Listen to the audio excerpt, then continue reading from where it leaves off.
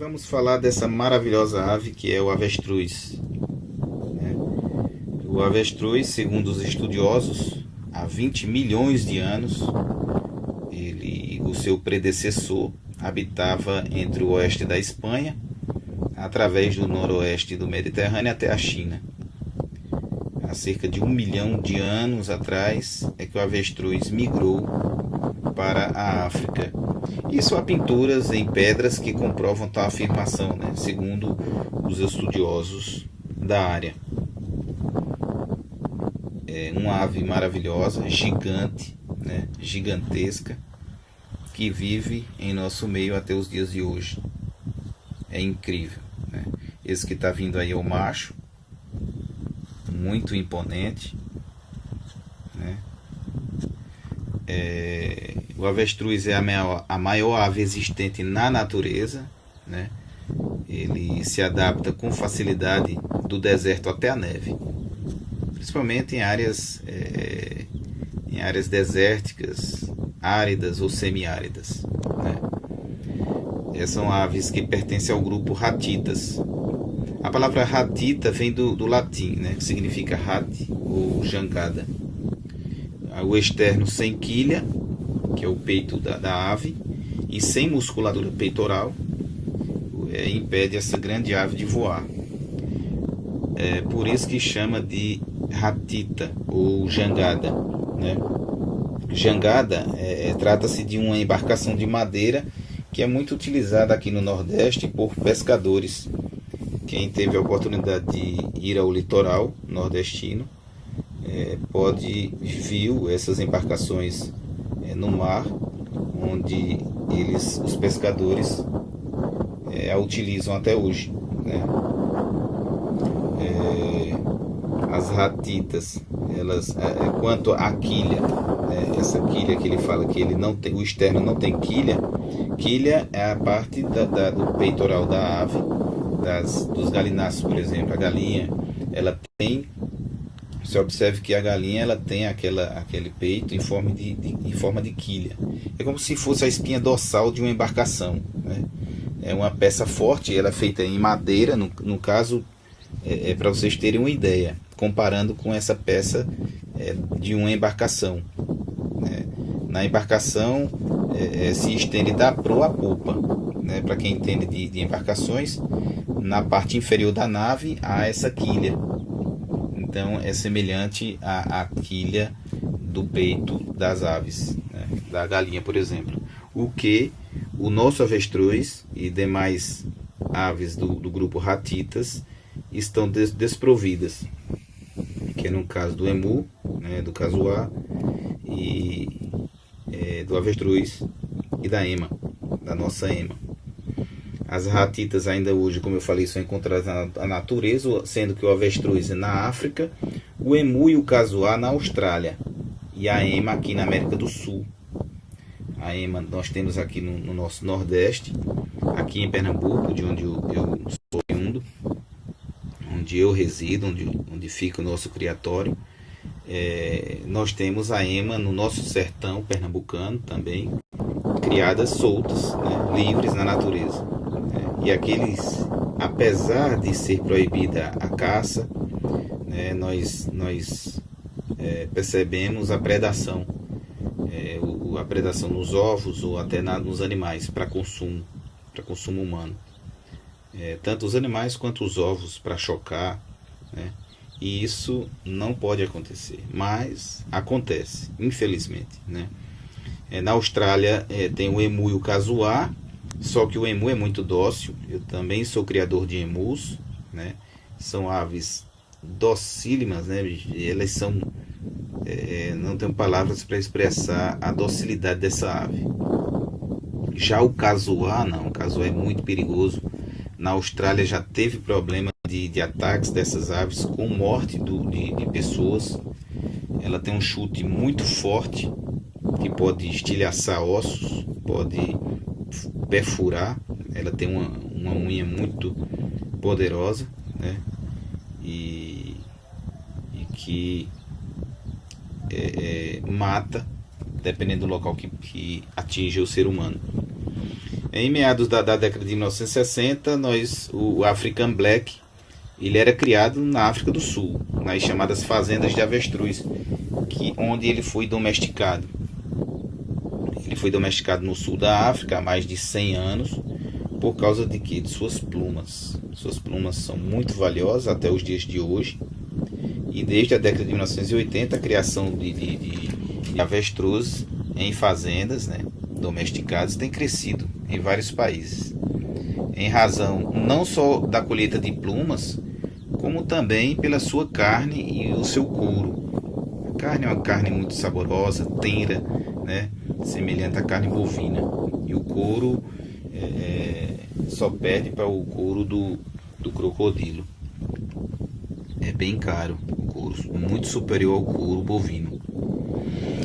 É assim também como tem se expandido a criação de emus na Austrália e na América do Norte.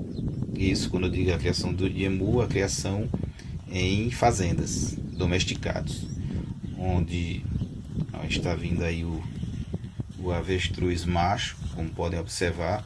Ele tem o bico rosa. Olha, o bico dele é rosa. A plumagem dele, as penas dele são negras. As plumas das asas são brancas, né? São brancas, e as pernas, ó, são rosa. São lindos. Ao contrário quanto à cor, ao contrário das fêmeas. Lá no canto, a fêmea, ó, deu para ver as asas brancas, né? A fêmea, ela é totalmente acinzentada, né? O bico e pernas são cinzas escuras também. É o que difere a fêmea do macho, né? Voltando ao assunto, quanto ao emu, é extraído o óleo da gordura corporal dessa ave, como também a carne e as plumas, claro. Só que aqui no Brasil também é extraído o óleo da gordura corporal do avestruz. Dá um zoom aqui para vermos melhor.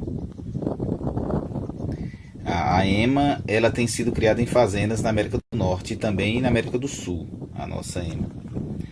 Apesar dos produtos advindos dela, da ema, serem similares aos produtos advindos do nosso avestruz e também do emu, o comércio dos produtos da ema são menos procurados do que o do emu e do avestruz.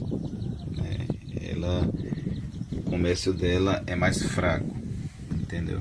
Já o casuá, apesar de serem criados também em fazendas na Europa e nos Estados Unidos da América, ele não possui uma boa procura comercial, né? O avestruz e o emu supera em muito, né, o comércio. Vamos falar sobre a classificação, né, do avestruz. Quanto à ordem, eles são Strutioniforme, família Strutionidae, gênero Strutio, espécie Strutiocamelus. Eles são divididos em 6 subespécies, né? Eu lembrei agora, ele coçando ali a parte de trás, eles não têm a glândula uropigiana, que é aquela glândula que as galinhas têm, que quando ela bica aquela glândula, ela lança um óleo e ela lubrifica as penas, para quando chover, aquelas penas lubrificadas, elas tornam-se impermeáveis, a água não bate e escorre, a água não entra por entre as penas e molha a ave, né? Por isso que você vê as galinhas pegam os pintinhos, colocam por baixo das asas e ali os pintinhos ficam enxutos. E elas também ficam enxutas por conta desse óleo impermeabilizante que essas aves possuem. Ao contrário das ratitas, né? O avestruz particularmente não possui. Por isso que se ele levar chuva, posteriormente nós falaremos no decorrer do nosso curso, né? Se o filhote, durante a aula de cria e recria, se o filhote ele leva chuva, então ele corre um grande risco de morrer, porque as plumas ou penas dele não são impermeabilizadas e vai molhar ele e ele pode adoecer, né? Pode dar uma anemia ali e ele morre, né? Mas voltando ao assunto, né? Nós temos as 6 subespécies, né, que são divididas em 3 tipos: Blue Neck, Red Neck e African Black. Pelo nome vocês podem imaginar, Blue, né, vem do inglês Blue Neck, Blue é azul, Neck, pescoço, então avestruz do pescoço azul, o Blue Neck. O Red Neck, Red é vermelho, Neck, pescoço, então avestruz do pescoço vermelho. E o African Black é o africano negro, que é esse, e por isso que ele é chamado de africano negro, porque realmente ele é negro, pelo menos o macho. É o africano preto, do pescoço acinzentado. Ele é doméstico. Foi o resultado do cruzamento de avestruzes do norte e leste africano. São aves menores, mais dóceis, né? São melhores poedeiras e plumas superiores às plumas dos demais avestruzes, né? Eles só temos que ter cuidado, nós vamos ver também nas aulas seguintes, né? Nas aulas de incubação e eclosão, nós vamos ver que temos, e os cuidados também durante a reprodução, né? Nas aulas de reprodução vamos ver que temos que ter cuidado quanto ao manuseio dos ovos, que nessa época eles ficam um pouco a risco. Não é de confiança, principalmente o macho. Nós pegar o ovo e confiar que ele não vai atacar. Ele pode atacar e pode matar também. O chute dessa ave é muito poderoso também, né, e pode matar o ser humano. Temos que ter muito cuidado, mas posteriormente eu vou falar tudo sobre essa ave maravilhosa. O avestruz ele foi importado da África para o Brasil, né, como também da Europa e Estados Unidos da América. O avestruz ele foi introduzido no Brasil comercialmente mesmo em 1995. Os chamados avestruzes de fazendas, como eu já falei, com produção extensiva e intensiva. Vou explicar pormenores, o pormenor de cada tipo de produção, né? Sendo considerados domésticos devido ao nascimento em cativeiro. Por isso que essas aves são consideradas domésticas, né? Bem, vamos falar agora sobre a produção intensiva e extensiva. Bem, vamos utilizar agora este novo cenário, né? Esse novo piquete, onde falaremos sobre a produção extensiva e a produção intensiva, né? Quando fala em produção extensiva, é quando o avestruz ocupa grandes áreas e é criado à solta, né? Como vantagem, temos a baixa necessidade de investimento, né? Já a produção intensiva, ela consiste na criação do avestruz em confinamento, né? Em pequenos espaços, com pouco pasto ou pasto deficiente, né? Em época de seca, por exemplo, né? Aqui nós temos muito pasto, se eles deixarem a gente gravar, né? Tem muito pasto, e essa é a vantagem de criar o avestruz, né? Sem a degradação pelo pisoteio, né? Consumindo todas as plantas e as pastagens. Quando eu falo plantas, são as plantas nativas, né? Como podem ver, tem plantas nativas lá no lado direito aqui, ó, plantas nativas, e temos o pasto que eles já estão batendo uma boa parte dele, né? Uma ave ela pode dar cerca de 35 a 40 quilos, né, de carne vermelha sem osso. É incrível a quantidade de carne. É cerca de 1 metro quadrado de couro. É pouco mais de 1 metro ainda. E pouco mais também de 1 quilo de plumas. É um animal abatido com cerca de 1 ano de idade, nós estamos falando, né? A qualidade do couro ela vai depender da genética do animal né, do manejo, tem que ver isso também, olha o outro correndo lá, o abate e do processo de curtição desse couro, né? Tem que ver isso aí. Se for um couro mal curtido, claro que não vai ter um valor agregado, né? Vamos falar sobre as curiosidades, né? Na antiguidade servia-se banquetes, né, de cérebro de avestruz, também de ovos de avestruz, né, onde foram encontrados em sítios arqueológicos, onde eram consumidos em festas suntuosas, né, em eventos reais. Falo isso porque também sou historiador, né, e sou curioso, né, também quando se fala em aves ornamentais e exóticas. Hoje se utiliza de vísceras do avestruz para a fabricação de ração para animais, que tem um elevado valor energético. Se aproveita também o bico e a unha para fazer bijuterias. O ovo também para o artesanato, né? Um ovo de avestruz ele é equivalente a 24 ovos de galinhas, sendo que bem mais saudável. E como eu falei anteriormente, o óleo do avestruz, que é extraído da sua banha, né, ele pode ser adicionado na alimentação por ser rico em ômega 3, 6, 7 e 9. Excelente para o cérebro, além de ser anti-inflamatório também, por conta do ômega 9. Enfim, o avestruz é bastante utilizado para uso tanto farmacêutico como para cosmético.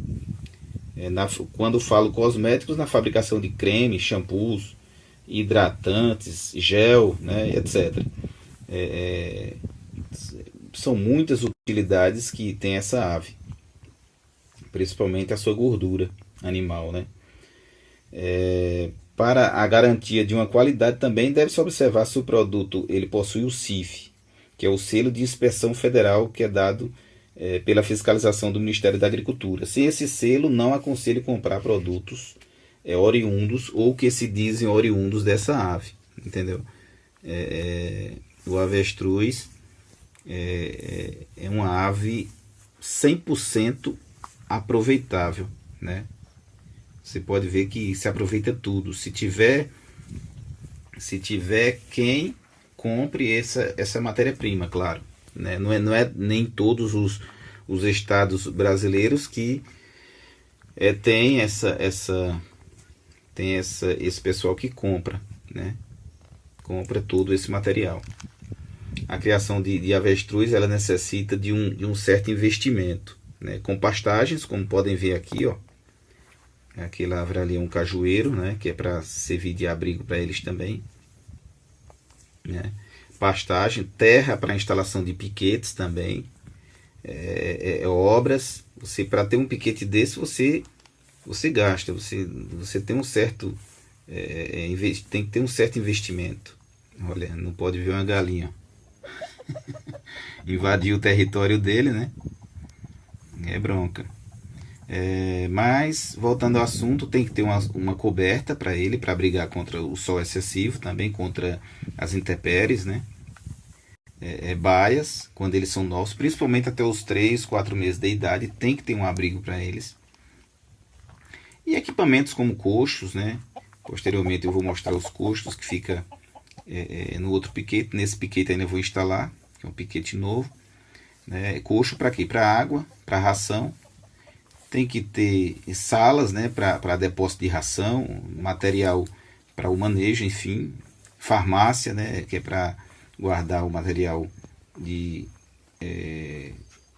remédios para eles, caso adoeçam, que é muito raro eles adoecerem. Eles são aves muito robustas, que não adoecem com facilidade. Tem que ter um local também para recepção e higienização dos ovos também. Na aula sobre a incubação de ovos, né, ou reprodução também, eu vou falar como é o manejo desses ovos para não contaminá-los. E uma sala de incubação onde vai ser colocadas as chocadeiras. Caso queira que o próprio avestruz ele choque, então pode deixar os ovos no ninho que ele vai chocar. Porém, a taxa de eclosão pode ser menor, um predador pode vir e predar, pode roubar os ovos, né? E a incubadora, ela ajuda e muito, né? Uma sala de incubação e de eclosão, como já falei. Tem que ter um berçário para quando os pintinhos nascerem. Vou mostrar também nas aulas posteriores. Se gasta também com alimentação, aquisição de reprodutores, né? Além da mão de obra, né? Mão de obra própria ou contratada. No meu caso, eu tenho mão de obra contratada, um funcionário, né? Mas que eu estou sempre ajudando, né? E além de visitas de veterinário quando necessário também, né? Quanto aos reprodutores, você pode comprar um casal ou um terno, né? Que eles aceitam um macho, pode aceitar duas fêmeas, ou uma fêmea também pode não aceitar outra fêmea. Então você conta com um casal ou um terno no máximo, né? Ou então você pode adquirir ovos, né? No meu caso eu vendo ovos galados, né? Vendo para todo o Brasil, como podem ver no meu canal. E a eclosão é satisfatória. Mas se você puder comprar a ave adulta, você vai economizar tempo, porque um adulto vai demorar 2 anos e meio, né? Para ficar em idade produtiva, né? Então, se for esperar isso tudo, é problema. Então, enfim, tem que ter um capital de giro também, né? Para poder lidar com essas aves. Não estou querendo assustar, estou querendo ser realista, mas que a médio ou a longo prazo você vai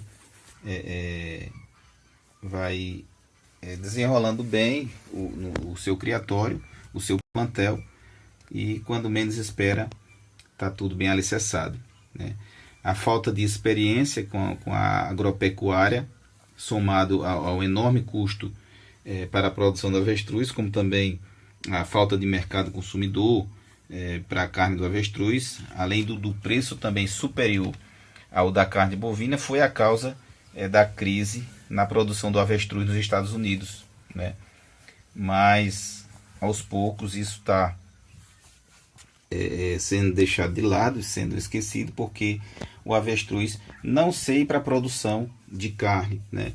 Mas pelo menos no meu caso, para a produção de filhotes para venda, de filhotes e ovos, né?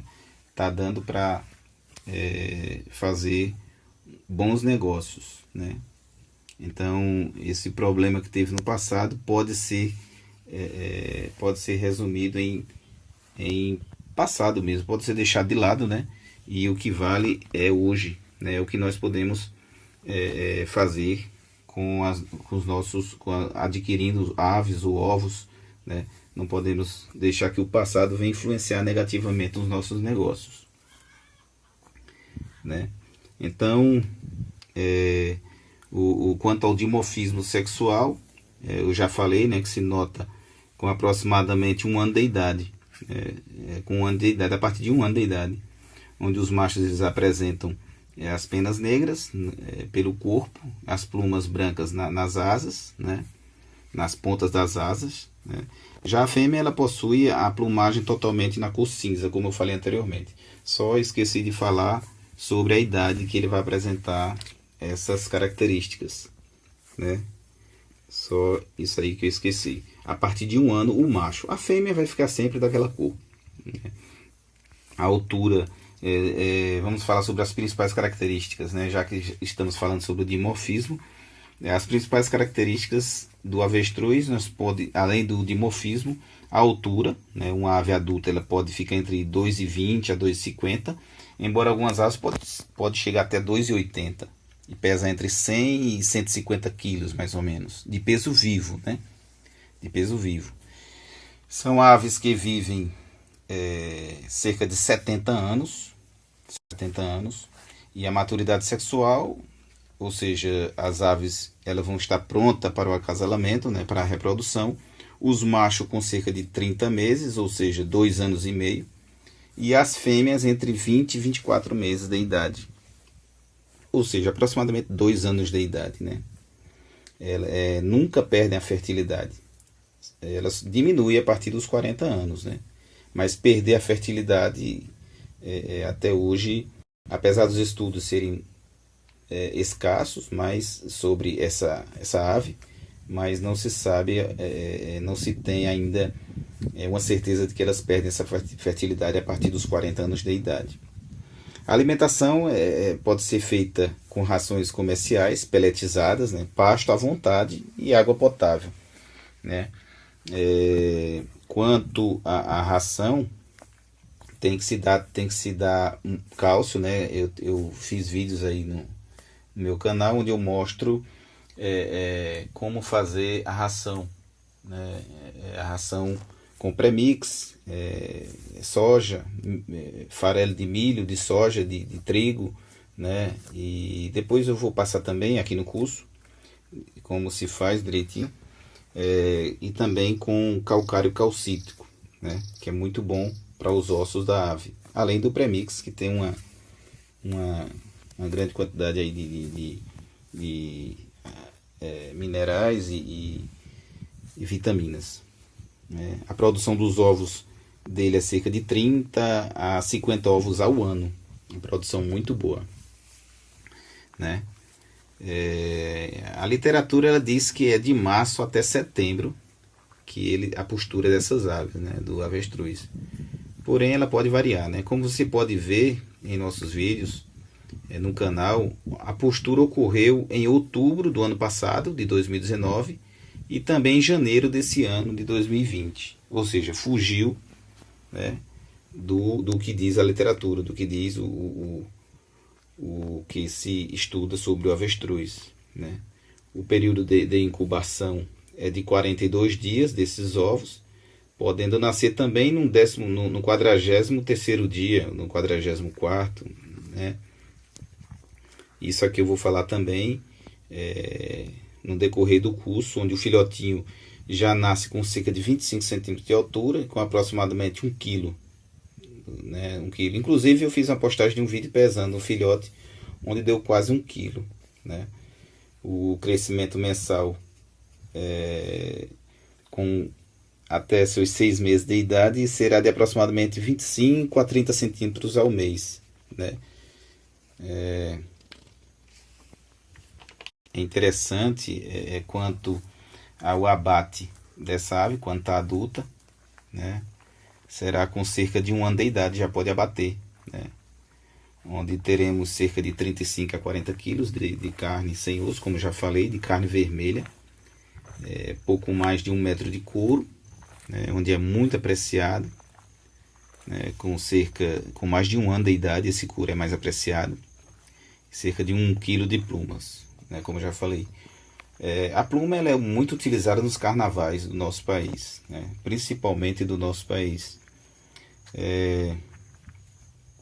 Bem, o avestruz no geral possui uma enorme capacidade de adaptação, né, aos mais variados climas do nosso planeta, onde apesar de regiões com solo muito fraco, com alimento de qualidade inferior, tudo se transforma em proteína animal, né, extraordinariamente saudável e de excepcional qualidade em carne vermelha, né?